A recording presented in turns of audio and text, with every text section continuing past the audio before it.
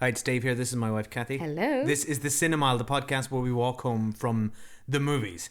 Today, now, we very rarely do this, but we are not going to go for a walk today because it is so wet outside. Torrential. Like, it is like insane rain.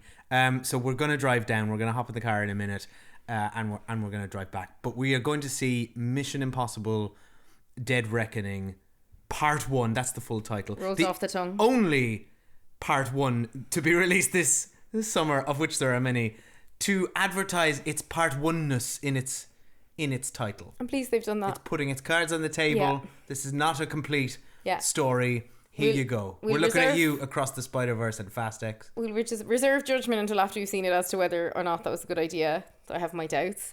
But we've been waiting a long time for this movie. Any long-term listeners will know we love the Mission Impossible franchise. It's probably our favourite action franchise. I think beat for beat. I think for me, this is the best spy movie franchise. Mm-hmm. You know, go suck at James Bond. And it just those movies are boring. It's gotten better over the years, and that's coming from a really high base. Like, the first movie was really good. We actually rewatched the first movie when the most recent film came out. We rewatched the first film. I think it was around episode 150, 160. No, it was one episode.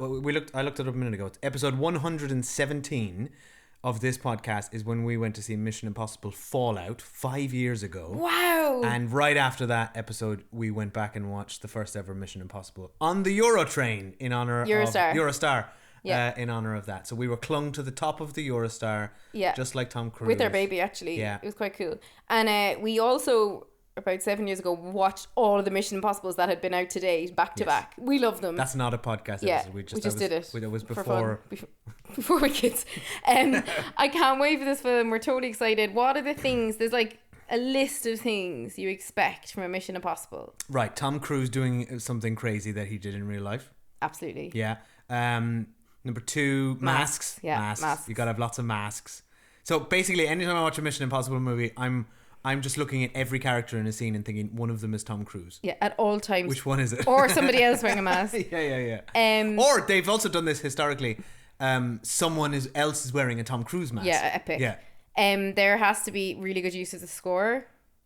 The score? Yeah, okay, yeah, the score is pretty good. Yeah. I mean, the music's very iconic. Well, it's from the era of just brilliant TV theme tunes. Yeah. And I like that they've carried it forward and owned it. There has to be a mission that is like laid out for us.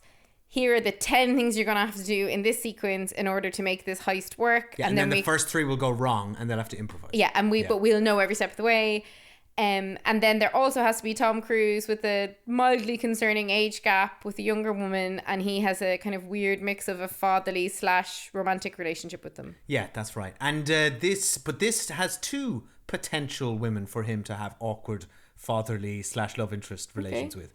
Because we've got Hayley Atwell joining the franchise here. I like her. And Rebecca Ferguson is back as well. And I've seen the trailer, but you haven't. No. Which is unusual. Yeah. And it's a cracking trailer. So I'm pumped, yeah. Well, I try to avoid trailers for movies. I would normally, but like the Mission Impossible one came on when I was at something, and it's just a pure action trailer. It's just the music. Yeah. And then Tom Cruise jumps off a cliff. So like, it's fantastic. Oh, the other thing you always have to have is the mission briefing. You know, you've got all these little hallmarks from the TV show, like your mission if you choose to accept it. This message will self-destruct. Love that. Like, what I love about that show, which I used to watch as a kid on repeats with my dad. Leonard Nimoy was in it.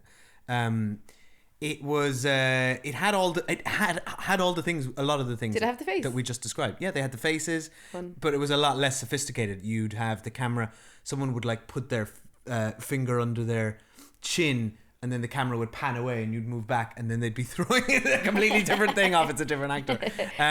But it had all those things. It had your mission if you choose to accept it. It had this tape will self-destruct in 5 seconds. Can't wait. You know, so they've carried all that stuff through. What I admire about this movie franchise is that it has evolved so much over the many years while keeping those sort of hallmarks. Yeah. Now it's just in a competition with itself to one up itself, and I love Christopher McQuarrie and Tom Cruise for that. I do as well. Right, we are off to watch the movie with the incredibly long name, Part 1, and we will see you after. Bye. Our lives are the sum of our choices.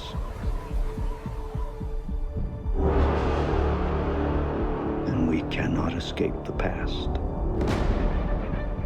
Ethan, this mission of yours is gonna cost you dearly.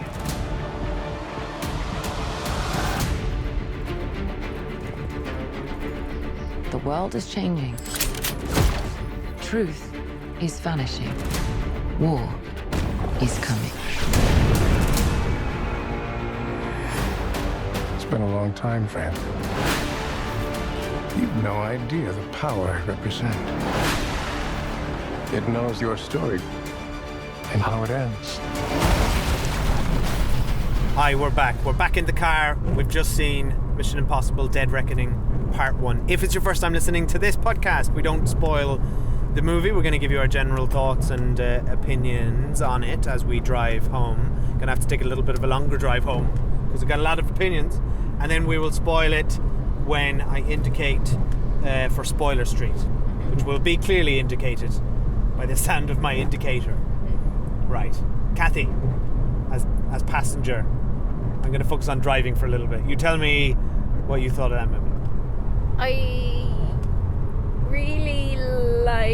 I loved about the first 2 acts of this film. It had everything I wanted from a Mission Impossible. It had the masks, it had all the stuff we were talking about. It was really fun. And then, unfortunately for me, I felt like it dragged a bit. It got very baggy in the middle of the 3rd act, and I think what was dragging me down in part was the fact that I knew that this movie is a part 1, so I felt like I think it's because it's the third or fourth part 1 of a franchise we've seen this summer already. Yeah, so we had Spider-Verse, Across the Spider-Verse, Fast X did it, we had Dune do it a couple of years ago as well. And this I don't know, as it was kind of gearing, I feel like it actually, the film lacked impetus because they're clearly gearing up for there to be 2 parts to this. It didn't have, and I'll get into it more in Spoiler Street, it didn't have one of those really classic elements that I look for in a Mission Impossible, where there's like a really detailed description of a mission that's going to be done. It actually was missing that. Well, can I say, with no plot spoilers here, but I think they set up what that mission is going to be for the next film. Yeah, but I don't want it to be set up for the next film. I know, it's frustrating. I actually felt cheated. Yeah. I really mean this when I say that the Top Gun movie we saw early this year, in that respect... Was that last year? Yeah, that was last summer. Wow. That was the biggest movie of last year. I have no sense of time anymore. that had, in terms of setting up a mission that needs to be completed, that film had a better mission. Yeah, well, the difference is that film did the mission. Well, yeah. This film doesn't do the mission. It is just, it's not Mission Impossible, it's just impossible set up to the mission. And I mean specifically what I'm talking about here, though, is one of those scenes where they're like, we're going to do 20 things and here's how we're going to do them, and then it happens. That's the scene I was missing in this film. Now, other than that, sorry, go on. I think he does an incredible job, Christopher McQuarrie, with these movies, of like, you're in a scene, whatever the scene may be, and I loved all the set pieces. Okay, what are all the things that can go wrong with the characters here? And there might be like, there's this whole sequence on a train which is fantastic, where there's like 50 things go wrong. Yeah. Like, no one has a minute to catch their breath, and that happened throughout the whole film. Like, so in that sense, taking aside the one big mission, the whole film felt like a series of impossible events that the characters had to overcome. I really enjoyed. For all the weird stuff about Tom Cruise's private life, he is such a movie star. He commands the screen. He's brilliant. He's brilliant in these films, and he is phenomenal in his commitment to doing stunts, and I love that he does the stunts himself. Like, nothing gives me more joy than watching Tom Cruise like doing a crazy stunt. I think Hayley Atwell's brilliant. I love Rebecca Ferguson. I think she's fantastic, and I like that the kind of his older crew are back in it as well, and I love the callbacks to the first Mission Impossible.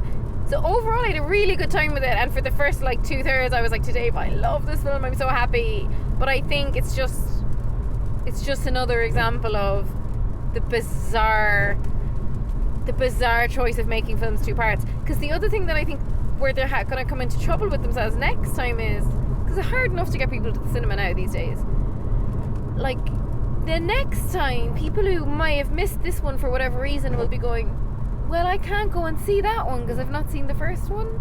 Like, I feel like you're creating a marketing or attendance issue for yourself.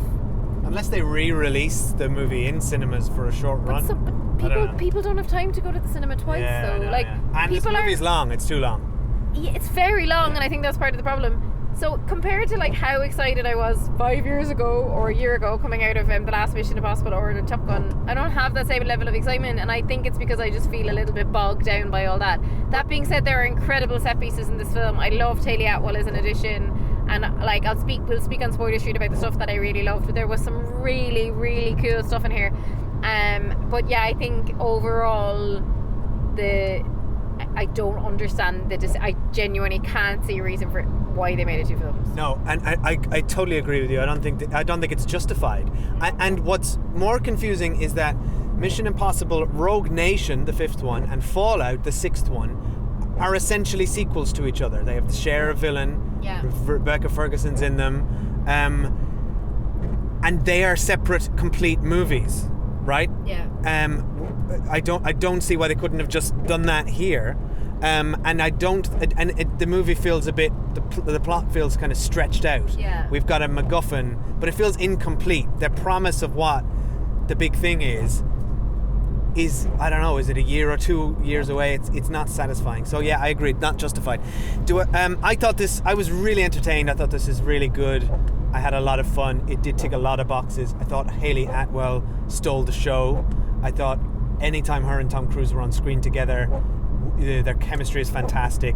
She is brilliant. She's the standout. She plays vulnerability and competence together really well. And it makes it for a very interesting character, and she's fantastic. And I love your point's so valid about like the reason these movies are so fun is because it's all about the adaptability of these people in these moments, because it always goes wrong. It's always best laid plans never go to plan, and then you're watching them make it up as they go along and try and recover it, and that is exciting and interesting. I love that. Yeah. I think this movie is too long. I think the script is not very good. There are scenes upon scenes of really clunky exposition, characters upon characters in rooms talking about things, the thing, and this is the thing, and we need the thing to get the other thing. It is really unnecessarily over engineered and complicated. I'd like to speak specifically about in Spoiler Street about I think Rebecca Ferguson was shortchanged in this movie. Yeah. Both her character and her as an actor, and I think they really dropped the ball on that.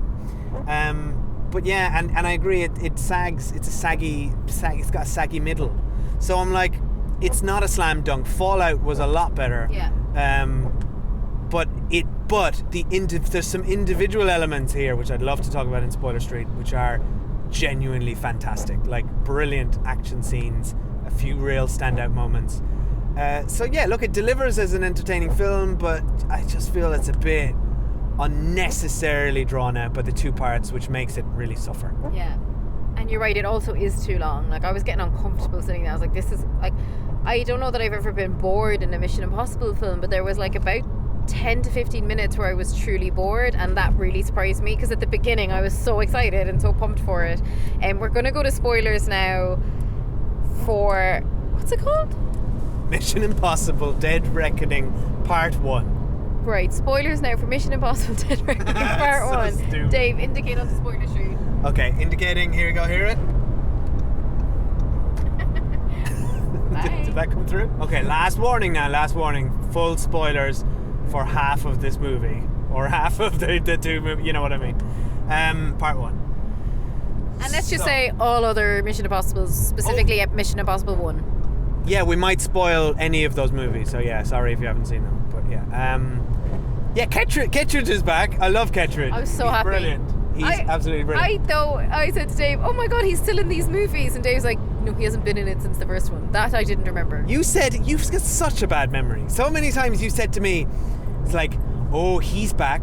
Never been in the movies before. I love like your Kittredge, man though. from Boardwalk Empire, the US military guy who was chasing him. I just presumed he'd been in Forget his previous movies because they kept making out like him and Ethan had a relationship. Yeah, they made it out, Yeah. but they also make out that Gabriel has this long history. Like, if you were just coming to this, you were like, oh my god, he's got this long-standing feud with Gabriel.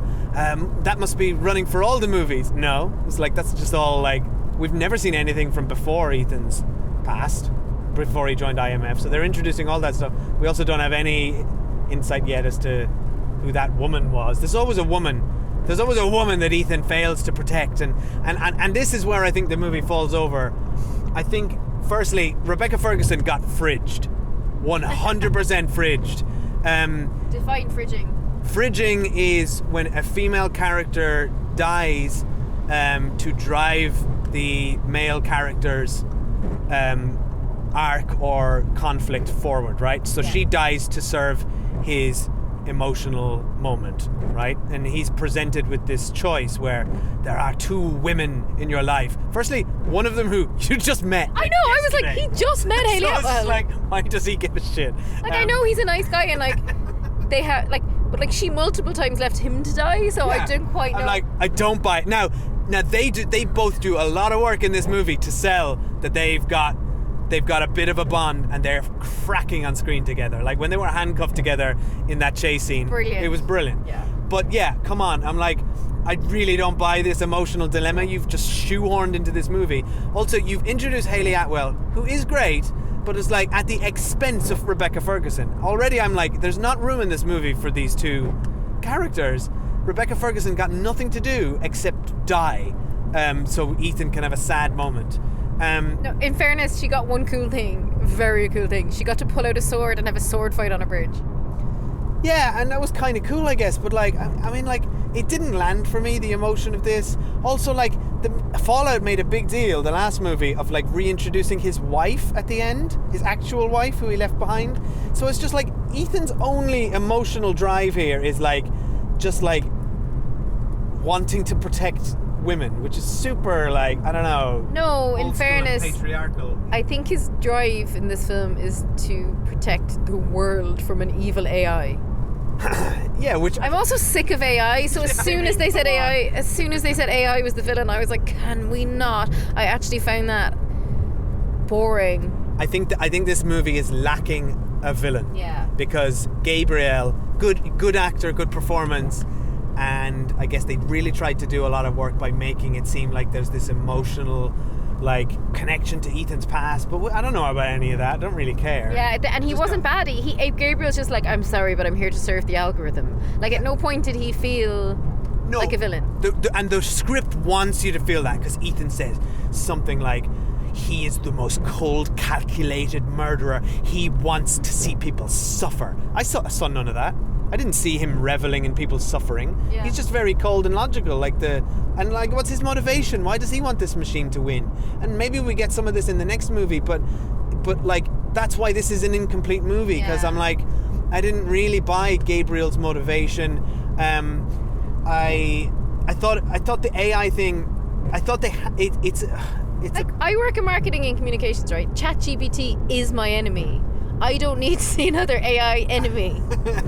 I mean, they would have written this. This movie was delayed a lot. They would have written this probably right after the other one, 2019, 2020. I don't think when this was written, AI was in the public consciousness the way it is in 2023. So I think it's just a coincidental timing of this thing. Yeah. But I actually think it's a bit lame, but... I want it, like, who I want to be the villain is, like, Kittredge or someone. I need a human villain that, like, I've seen before, that I have a connection with. So the villain piece, we're both in agreement, was crap. But can I say my but? Yeah. I think, I'm not particularly exciting, and a weird, interesting left field for a Mission Impossible movie to basically say the villain is Skynet, which is a bit sci-fi, but also quite close to home, I guess. But I actually think the movie handled that whole stuff pretty well. I actually found The Entity, which is a lame name, seemed pretty scary and terrifying as an existential threat. But you need a face for a villain, Yeah. and you need and it just really wasn't there in this movie. Yeah, agree. So, okay, villain wasn't good. Now, in fairness, villain wasn't on our list of things we need for a good Mission Impossible. We had just kind of presumed there would be a villain. The masks. Truly nothing on cinema gives me greater joy than watching people rip masks off in an official Mission Impossible movie. And there's some good mask action in this one. Very good mask action, so enjoyed all that. There was so many good set pieces in this. Now, the desert one, though, the opening kind of desert piece. That's unnecessary. We've Wasn't seen really it. that good. We've Didn't seen add him in the anything. desert when he's done the whole Dubai one. Yeah. And the sandstorm. So I was like, absolutely not. We've seen a sandstorm. Cut that out. Yeah, cut it out. But also, don't put Rebecca Ferguson in this movie. Have her. She didn't need to be here. She didn't. Now I'm sure she'd disagree. She probably got paid quite a lot of money to be in it. Oh sure, but like she doesn't serve any purpose in this movie except to create a loss for Ethan. Yeah. That's it, and that's unfortunate. And then he went to like find her in the desert, and there was a very boring shootout scene. And then it's like, oh, she's dead. And then 5 minutes later, it's like, don't worry, she's not dead. Which is also just that was a boring double take. Now the scenes though these are the things I think were fantastic. The scene where Ethan's wearing the mask, pretending to be your man's like butler, and is listening to the whole thing about the entity, and then like gives your man the mask to put on, gives Kitteridge the mask, and then at the end he shoots Kitteridge and has a Kitteridge mask. Yeah, that was fun. Like that is exactly what I want. I loved the whole sequence when he gets Benji and his other friend Luther. When he gets Benji and Luther, when they're all controlling the cameras The and airport. stuff. The whole airport The sequence. airport scene was fantastic. But the airport scene is like classic Mission Impossible. From end to end, I absolutely love that, including Benji trying to do the bomb and Luther doing the like facial recognition and making other people them think other people are Tom Cruise. Like that is Also, like it was perfection. it was genuinely thrilling. Yeah. Like when the whole bomb thing, it's a bit lame, but like it was different. It was a little bit different with the riddles. The AI. I thought that was where they played the AI nicely, where you got the AI just playing with them. The AI had a bit of personality, And I like that. I like that it's. I like the idea of which is a little. What was that Alex Garland show recently with the AI that could predict the future? You know, the TV series. Dev, yeah. It was a little bit Dev. I felt like there was a little of that thrilling. The idea that the algorithm can predict human behavior, and Ex Machina is a bit like that as well. I thought that was interesting, and I thought it was. I liked that as a concept, and I like that Gabriel had that sort of kind of like I can kind of see the future probability thing. But yeah, that airport scene was fantastic. The other thought the Rome chase was brilliant, and they went down the same steps that Fast X went down. Surely, I was like, I've watched this movie this summer already. We saw Ving Rhames go down, or Vin Diesel go down those steps. I swear, backwards in a car as well. Surely, absolutely. Right? Someone please tell us that was the same step. And there's also a massive dam breaking thing in both. However, I think this film shows up because like one of the biggest problems with Fast X is like how silly it is, and the tactile car sequence of the two of them in the handcuffs in that tiny yellow car together, they played it so perfectly. It was a very humorous film. A lot of that was very funny. Yeah, you're right. The tone was very I thought the last one, and maybe the last two, were actually a little bit more serious, particularly the last one. This one felt like it brought some of the comedy that I think hasn't really been present as much since maybe Ghost Protocol, the fourth one. That like there was a lot of levity in this, and I actually thought it was excellently done and well handled. But the key, just to dig into the key difference here between Fast, you're right, the Fast movie and this. I thought the Fast movie Rome chase scene was also very good, but the difference is Vin Diesel can never be seen to not be in control of the situation at all times. This is way more fun when Ethan is like trying to figure things out. It's just like, and him and Hayley Atwell like can't drive properly and doesn't want to. Like in a Fast movie, you've got the hacker, like who also can't drive, like gets into a car and just can drive in a car chase. Like Hayley Atwell driving around that roundabout was so funny. To me. The whole cinema was laughing. And so perfect and like.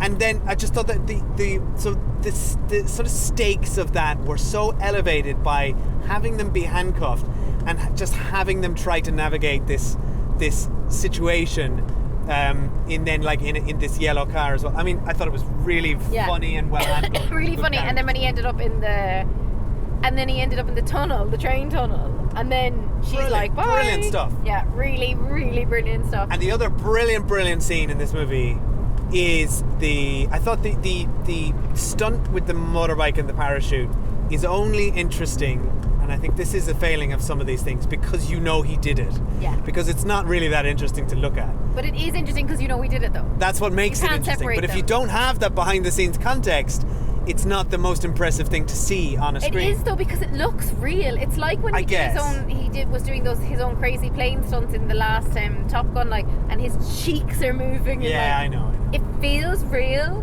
That's true. And whereas like when they're on love the callback to the first film, and I always enjoy people fighting on the top of trains, but like that doesn't feel real. Yeah, that wasn't as good. Yeah. But what was really good, and I think was the most exciting scene in this movie, was the final train falling off the cliff. Incredible. Brilliantly done. It felt like the video game Uncharted to me. But I thought the CG work in this and the fake screens were very well blended. Like, I thought they looked very believable. I love how it was all storyboarded and thought out. Good. Like, suddenly they're in a dining cart. The challenge is now the floor is slippy and there's like food coming out for you, and now the gas, like the escalating state, there's gas and it's like going to explode. Chips now there's a piano. I'm like, it's just brilliant. That was incredible. But my biggest issue with this film is, so everything from when the plane crashed onwards was phenomenal, right? Absolutely loved it. Sorry, everything from the train crash onwards was phenomenal.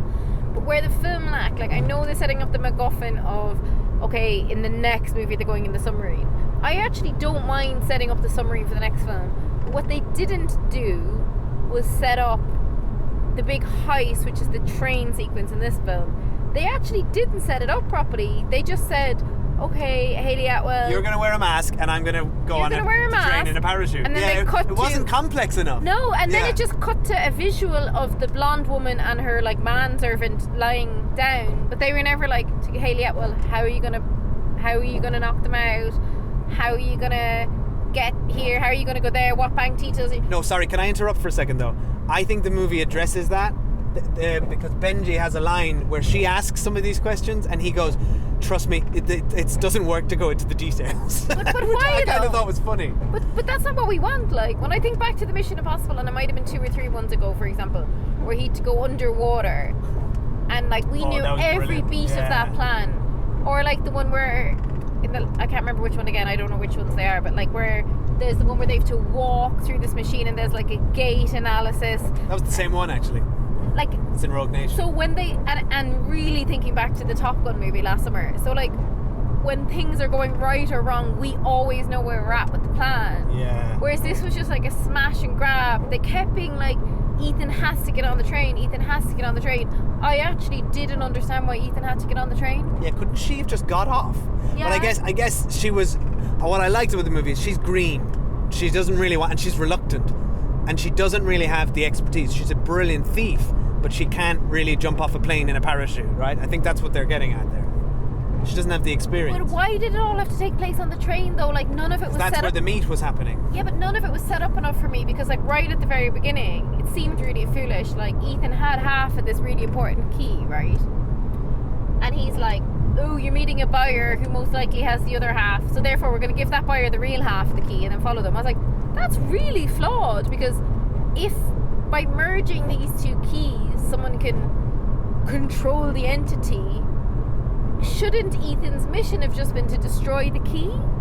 And that's where the film actually lost me at the very beginning. No, because Ethan now Ethan doesn't know what the key does, so maybe my argument here is flawed. But Gabriel's mission is to destroy the key. Ethan's mission is to use the key to destroy the entity. That's what the key we is. only found that out at the end, though. Yeah, I know. At the very end, they were like, whoever has this key can destroy the source code of the entity. But you're right. Why wouldn't Ethan, with the knowledge he has, destroy the key. He's trying to keep it out of the hands of people. You Yeah. don't say like, I know. I'll give the MacGuffin to the baddie and then follow the baddie and presume I can find out where they're But going with Ethan's it. goal is to find out what the key opens. So Is it I think though? yes, it is I because thought his goal was to get both keys, like at the opening. his goal is to find out. That's what he says at the beginning when they're in the airport. He says to Benji, we could just obtain both keys, but that wouldn't be useful because we wouldn't know what they are for. That's only the first part of it. We need to give the keys in so we trail the guy on the plane to find out what it opens. But I think with the fact that we're having this conversation, it shows like a fundamental. I when I say I truly never understood the mission of this film, other than that they had to get on a train and like find it. Like I wasn't ever like, I know what they're trying to do, I know what the mission is, I'm on board with understanding it. While I enjoyed all the set pieces, I didn't have that feeling of like, it's been signposted for me, I know what's happening, I know what they're trying to achieve. I just never had that feeling. Well, I had that feeling. I understood what they were doing, what they had to achieve, but I think to your point, originally it wasn't particularly complex or interesting, which this movie series often does. Yeah. So it was just kind of like, it's just like, you're going to wear a mask and I'm going to get on the train and then we're going to leave the train. Yeah, which is fine too. Yeah. But then don't be like at the end, and now we have a whole nother movie, bye. I know, right? And then it's like, and we were like, that's what we were alluding to at the beginning of this podcast episode, was that the opening of the Russian submarine, where you see the complex computer, you see the key in action, this sort of circular chamber. We were whispering to each other like, oh, like they're gonna break in there. That's obviously I can't wait to see them break in there. And then we started, like, our minds were spiraling. We were like, wait, this is the heist. One of them is Tom Cruise. He's wearing a mask. We had this whole thing which just didn't plan out. But yeah, this movie doesn't pay any of that off because it's going to happen in the next movie, and that's what not I mean. satisfying. Like, if I'm like a casual moviegoer who likes a Tom Cruise movie, and whenever this next film comes out, and I don't know when it is, oh, I'm gonna go see that movie. Oh, it's a part 2. Oh, I never saw part 1. Never mind. I'll just go to something else. But at least this movie advertised what it was saying going to be on the tin, and I think we heard a lot of groans, as we said, when the credits rolled on Across the Spider-Verse, and now everyone is saying the insider word is that movie is no way going to hit its deadline for April next year. And I don't know about this movie, it's probably in the can. I think it, though, fundamentally more acceptable for a comic book movie, because inherently how comic books have always been consumed is like in a serialized way, and we come to expect at this point that with any, it's just the way comic book movies are made now. They're not like standalone movies anymore. They always have crossover fans, they always have plots crossing over. Like, inherently I'm okay with a comic book movie not having a proper ending. Okay. I am not okay with a Fast and the Furious movie or a Mission Impossible movie not having a proper ending. Of the three, I think Across the Spider-Verse does feel like the first half of a big movie. Yeah. It does, because it had two, not to get into the details, but it had two huge Act 1s. Like, Act 2 of Across the Spider-Verse doesn't begin until an hour and a half in, basically. So it really does feel like half of a really long movie. Fast X and this movie felt like, with a few minor tweaks, they could just be their own movie. Yeah. Like, it does not, neither of them really need to be two parts. And it annoys me because Fast X and Mission Impossible, they're such big tentpole franchises. They're kind of franchises that get people into cinemas, and like, that's just like, box offices are dying everywhere. Do it right, man. Get bums on seats for all your films. Don't mess around with the formula, right? Like, you're like our last bloody saviour at this point of cinema, which is tragic, of getting people bums in seats, like getting people buying concessions in cinemas, all the things you need to do to keep cinemas running. So It's just a weird trend in Hollywood right now. We got 3 movies that are part 1s, and 2 of them have the same set piece in Rome. It's like, how do they all just copy each other or talk, or I was like, what's happening? really weird, that whole thing. Now, did And you also, sorry, before we move on, the other movie that I think this one showed up, I think it showed up Fast X as an action movie. I think it showed up Indiana Jones big time. Yeah. Another big train sequence, and that train sequence really was just, that one in Indiana Jones was not a patch on what we got here. No, I think Christopher McQuarrie, by my measure, is like the best living action director. Yes, although I'll throw another movie into the mix, which we saw this year, is John Wick 4, which I don't think... You say we, I did not see Sorry, it. I saw this, which is interesting in that I think as a whole, the Mission Impossible and the Mission Impossible series are far more well-rounded action movies, and they have more interesting plots and characters. And John Wick and the John Wick series is just absurd, ridiculous plots and settings. But the individual, like, hand-to-hand focused action scenes in John Wick do exceed those of the Mission Impossible. Yeah, but like the train sequence, nothing exceeds that. No, but that's a different opposite proposition. That's competing more with Indiana Jones and beating that than a John Wick movie. Well, yeah, but remember the fight sequence between, was it Henry Cavill and Tom Cruise a couple of movies ago? That one rivals the John Wick movie. I watched that on YouTube again yesterday, and it is better than the fight sequences in this movie. The one down the alley, I think, with Palm Clementif, I thought really ambitious to do it like an action scene in literally a one-person wide alley, but wasn't particularly interesting. What about when it's like, the algorithm says you spared her life, and now my whole mission has failed. So stupid. Who cares? And then, right, so she's dying, right? She got an arrow in her chest, like, and then my name is Paris. I have speak French. But she's dying. Voila. She's dying. She's got a puncture wound in her chest from like whatever, and yet she's able to lift a grown man. Arm strength. She's a small woman as well. Like she's the arm strength to not only lift Tom Cruise, but also he's holding on to Haley Atwell. Yeah. What's the problem? Now, I want to make a reference point here. Tom Cruise is 61. Yeah, incredible. Although that's not what I'm talking about. Oh, sorry. Go on. Tom Cruise is 61. Haley Atwell. Oh, good question. I would 41. Say I was going to say 40 something. And Rebecca Ferguson, I could go 39. Haley Atwell looks incredible in this movie. Oh, She's so gorgeous. Yeah, she looks incredible, but that's not, again, the point I'm making.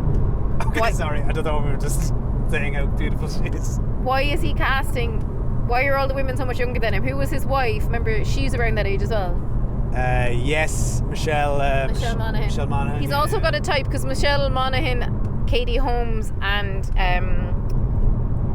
Haley Atwell. You're mixing the real world with fictional world. I'm saying those three women could be triplets. Okay, yeah, okay, fair. Yeah. And there was rumoured, and I'm presuming false planted rumours that Haley Atwell and Tom Cruise were dating for this movie for like publicity stunt. That's all a bit weird, and that's when we're getting into the kind of weird Tom Cruise stuff. Get a woman your own age, Tom. Yeah, now to be fair, the movie didn't present too much of a romantic thing with no, because we pointed Haley out Atwell. Tom Cruise is 100% asexual in movies. Yeah, let's not get into that. Yeah. But yeah, I agree. Well, that was we spoke about this on our Top Gun review, but we were both like surprised that there was a sex scene in that movie because he is largely asexual. Yeah. Like Anyway, I just wanted to point that out about the age gap. And yes, it is phenomenal what Tom Cruise is doing at his age stunt-wise. I hope he never stops. He won't. He said because Tom Cruise has been on the press circuit. He's been very vocal about all the Hollywood movies out at the moment. I love that he's going to Barbie and Oppenheimer. He's saying he had a great time in Indiana Jones. He said that he hopes he intends to still be doing it when he's 81, like Harrison Ford. Like he was praising Harrison Ford. But you know what I love though? I actually love Tom Cruise's dedication to cinema. It's admirable. It's like the definition of star power. Like you do need celebrities like that to come out. You need your Margot Robbies coming out for Barbie. Like you actually have to have big stars that like drive films and who are interested in it. Like Margot Robbie's similar to Tom Cruise. Like she's heavily involved in Barbie as a producer. She's been involved in the development of it. You need the actors of the buy-in and the desire to go out and promote them, and that's what makes people see them. And I'll throw in another person, Christopher Nolan. Also, he's in this mix. The three of them this summer. They do feel like they could, because it's been a really dismal box office summer. Besides a few exceptions, like the like huge tanking, The Flash, Indiana Jones didn't do well. These three movies are basically the Hollywood's saviors. Yeah. And to be fair, you're right. Tom Cruise, Christopher McQuarrie, and Christopher Nolan, Margot Robbie, consistently. I wouldn't really put Margot Robbie in that. I would say the three of them for years have been vocally trying to save cinema and get people into cinema, to the point where Christopher Nolan walked away from Warner Brothers because of their HBO Max offering. Which I love. And actually the first film we ever saw after the pandemic in the cinema was Tenet, because he insisted on releasing it. But Margot Robbie this summer is out there putting her money where her mouth is. Yeah. But yeah, no, definitely this summer it's Margot Robbie out there on the red carpet, on the pink carpet, like getting bums in seats with next to Tom Cruise and Christopher Nolan. I think really these are like our saviors of cinema. They really are. the four horsemen of the cinematic reimagining or whatever. Anyway, though, I am disappointed, and I was so excited probably for the last month to see this movie, and I now just know I'm not going to be that excited for the next one.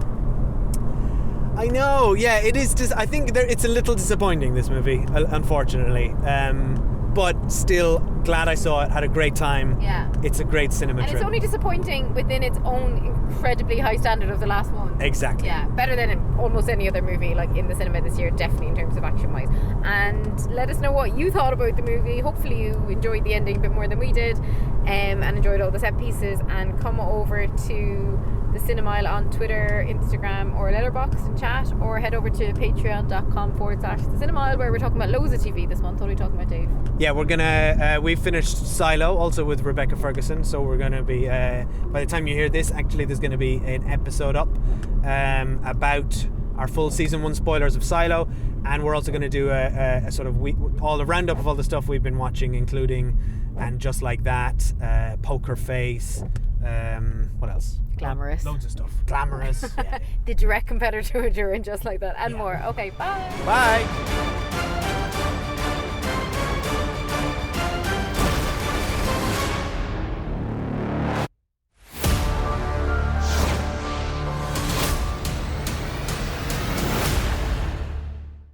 I'm Laura. I'm Lauren. And this is Go Love Yourself. She went, you're 26? I was like, size 26? Yeah. And she was like, oh, right, that makes sense. This is the show where we're learning to love ourselves a little more and taking you along with us. I grew up never seeing anybody that looked like me, and that made me feel like not part of society, like almost like not a woman, because I just never felt like I fit in. If you've got a relative that is mean about your body, Laura, what do we say to them?